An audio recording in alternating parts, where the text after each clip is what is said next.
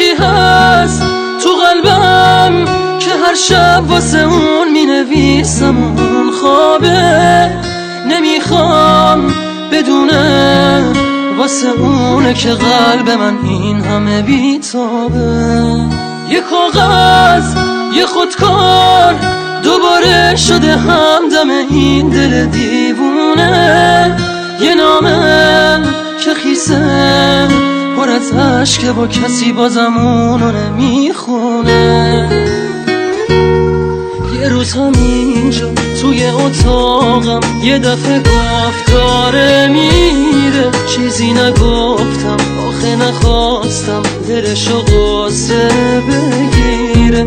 گریه میکردم درو که میبست، میدونستم که میمیرم. اون عزیزم بود نمیتونستم جلوی راشو بگیرم. میترسم یه روزی برسه که اونو نبینم، بمیرم تنها.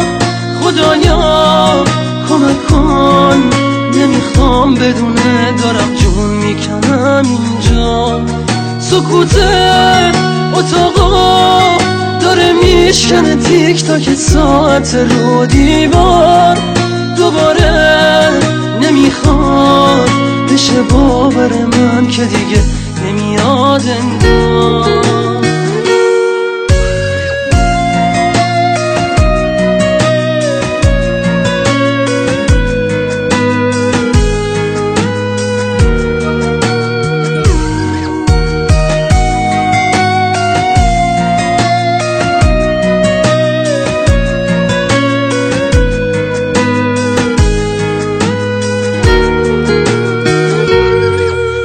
همینجا توی اتاقم یه دفعه گفت داره میره، چیزی نگفتم آخه نخواستم دلشو قصه بگیره.